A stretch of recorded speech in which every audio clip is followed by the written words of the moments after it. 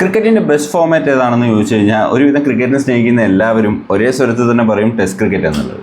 പക്ഷേ over the years test ക്രിക്കറ്റിൻ്റെ popularity കുറഞ്ഞുകൊണ്ടിരിക്കുകയായിരുന്നു. അതായത് T20 ക്രിക്കറ്റ് കാരണം അല്ലെങ്കിൽ T10 ലീഗ്സ് എല്ലാവരും അറ്റൻഷൻ സ്പാൻ കുറഞ്ഞുകൊണ്ടിരിക്കുകയാണല്ലോ. അപ്പോൾ അതുകൊണ്ട് തന്നെ 5 days ഒന്നും ഇരുന്ന് ക്രിക്കറ്റ് കാണാൻ മാത്രം ഇപ്പോഴത്തെ ഒരു ന്യൂ ജനറേഷൻ തയ്യാറാവാറില്ല. അതുകൊണ്ട് തന്നെ പോപ്പുലാരിറ്റി ഡിക്ലൈനിങ് ആയിരുന്നു ടെസ്റ്റ് ക്രിക്കറ്റിൻ്റെ.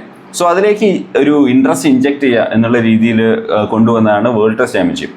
അതായത് ഇപ്പോൾ നോർമൽ ടെസ്റ്റ് സീരീസ് കണ്ട് അതിലെ വിന്നർ ഡസൻ മാറ്റർ എന്നുള്ള രീതിയിലാണ് ആൾക്കാർ ക്രിക്കറ്റ് കണ്ടുകൊണ്ടിരിക്കുന്നത്. പക്ഷേ ആ സീരീസ് റിസൾട്ട് ഡു മാറ്റർ എന്നുള്ള രീതിയിലാണ് വേൾഡ് ടെസ്റ്റ് ചാമ്പ്യൻഷിപ്പ് ഇൻട്രൊഡ്യൂസ് ചെയ്തിട്ടുള്ളത്. അതിലെ പോയിന്റ്സ് എല്ലാം ബേസ് ചെയ്താണ് വിന്നർ അല്ലെങ്കിൽ ഫൈനലിസ്റ്റിനെ ഡിസൈഡ് ചെയ്യുന്നത്. സോ ഇതുവരെ മൂന്നാമത്തെ ഐറ്ററേഷനാണ് ഇന്ന് സംഭവിക്കുന്നത്. ആദ്യത്തെ ഐറ്ററേഷൻ എൻ്റെ ഫേവറേറ്റ് ടീമായ ന്യൂസിലൻഡാണ് ജയിച്ചത്. രണ്ടാമത്തത് ഓസ്ട്രേലിയ ജയിച്ചു. So today is the third final for the world test championship. It's between south Africa versus Australia. മത്സരം നടക്കുന്നത് ലോർഡ്സിൽ വെച്ചാണ്, the home of cricket. So ഒരു ബാറ്റിംഗ് ട്രാക്ക് ആണ് എക്സ്പെക്റ്റഡ്. പക്ഷേ എന്നാൽ പോലും ഇംഗ്ലണ്ടാണ്, മഴയാണ്.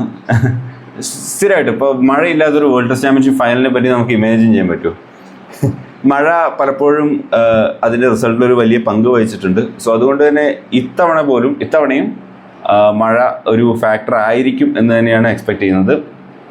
It's a rainy time. So അതുകൊണ്ട് തന്നെ മഴയ്ക്ക് സാധ്യതയുണ്ട്. മഴ ഇല്ലാത്തൊരു സാഹചര്യത്തിൽ it's going to be a batting track.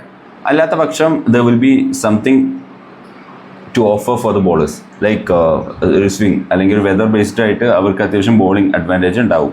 രണ്ട് ടീമിലും ഫാസ്റ്റ് ബോളേഴ്സ് അത്യാവശ്യമുണ്ട്. ഇപ്പോൾ സൗത്ത് ആഫ്രിക്ക ആണെങ്കിൽ Kagiso Rabada, Marco Jansen, Lungi ഇംഗ്ലി, പിന്നെ വില്യൻ മുൾഡർ, ഇങ്ങനെ 4 പേസ് അറ്റാക്ക്, കേശവ് മഹാരാജിൻ്റെ സ്പിൻ. സോ ആ രീതിയിലാണ് അവർ ടീം ഡിസൈൻ ചെയ്തത്. Australia on the other hand they also have Mitchell Starc, Pat Cummins, Josh Hazlewood replacing Boland and Cameron Green, പിന്നെ Beau Webster also ഇത് ഒരു 4-5 overs വരെ അപ്പുറത്തേക്ക് വെബ്സ്റ്റർ ബോൾ ചെയ്യുമെന്ന് എനിക്ക് തോന്നുന്നില്ല. പിന്നെ Nathan Lyon as a lone spinner.